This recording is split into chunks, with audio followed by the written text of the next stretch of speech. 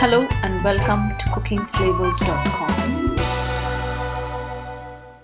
For today's recipe, we'll look at the preparation of Peerkangai Poricha Kuzhambu, or just a simple ridged gourd curry. Here are the list of ingredients that are required for this. For beginners, let me show you. This is how a Peerkangai or a ridged gourd will look like. They are usually nice and long, but just for the sake of easy storage in the refrigerator, I've just broken it into pieces.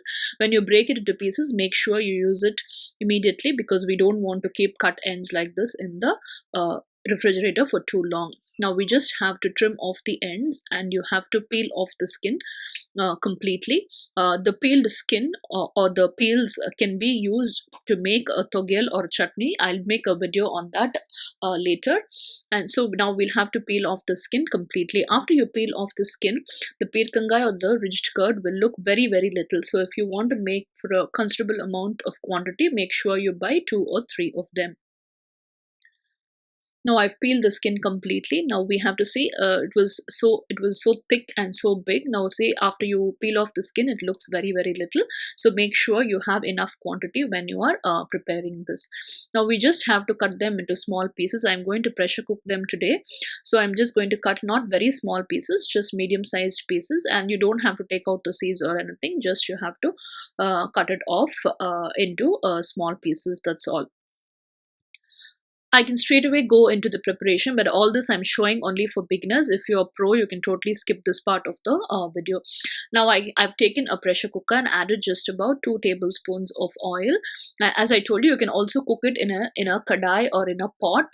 But though the Peerkangai or the ridged gourd looks tender, it surely takes a little longer time to cook. So cooking it in a pressure cooker saves you a lot of time. This is not any authentic Poricha Kuzhambu. I'm not going to add any masalas and all. At my place, in my home, we call this Poricha Kuzhambu. So the oil is hot. I'm added about 1 teaspoon of mustard seeds and 1 teaspoon of cumin seeds. Once it's splatter, I'm adding in 1 green chilli. I've slit it almost fully. This is the only spice, so add as much as you want. After that, I'm adding in just about 4 to 5 cloves of garlic. Garlic is totally optional, and I'm adding in a few coriander leaves and curry leaves. We'll saute that a little, and now I'm adding in just about half roughly chopped onion. Since we're pressure cooking it, I've just roughly chopped it. Give that a quick toss, and once the onions turn translucent, I'm adding in just about half a teaspoon of turmeric powder, and goes in 1 medium-sized tomato. Just 1 tomato is enough for this 1 ridged gourd or this Peerkangai. Now I'm adding in the cut ridged gourd or the Peerkangai. See, I've cut it into medium-sized pieces, and I'm adding in just about a 1/4 teaspoon of hing. You can add this hing or perangayam while seasoning itself, and just adding a little bit of salt. We'll add the rest of the salt later. I'm mixing it all well till all the ingredients combine well, and I'm just adding little water, just enough for all the ingredients to immerse in the water. Give that a quick mix, and we'll cover the pressure cooker with the lid and give it just 2 whistles, to a maximum of 3. Don't give more than that. While that's pressure cooking, I've taken a mixer jar and added about 5 tablespoons of grated coconut. You can also use coconut pieces, and we'll grind them into a nice fine and smooth paste. After 2 whistles, I switched off the stove, waited for the pressure to release, and now let me show you, see, the Peerkangai or the ridged gourd is still nice and whole. As I told you, though it looks tender, it doesn't cook that easily. See, it doesn't even smash that easily. This is the right consistency in which we wanted. Now you can leave this curry as it is, simmer it just for about 4 to 5 minutes, and add coriander leaves and finish it off. This itself will taste nice and delicious. You can serve this with rotis, chapathis, dosas, and even idlis. But just to give it a little more flavor, I'm adding in some coconut paste.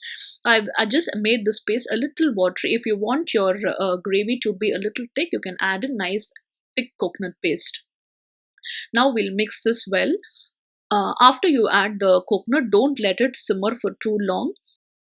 I'm adding in a little more salt because the salt was not enough. So check for salt and add more. As I told you, see after adding the coconut paste, it has come to a the boiling state. So once it starts boiling, just 2 minutes. Don't give more than that, and garnish it with coriander leaves and switch off our stove.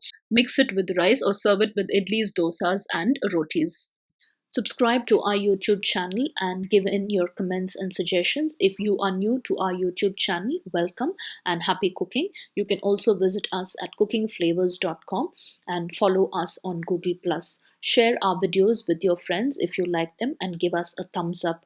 Till we see you again with another new and interesting video. Thank you.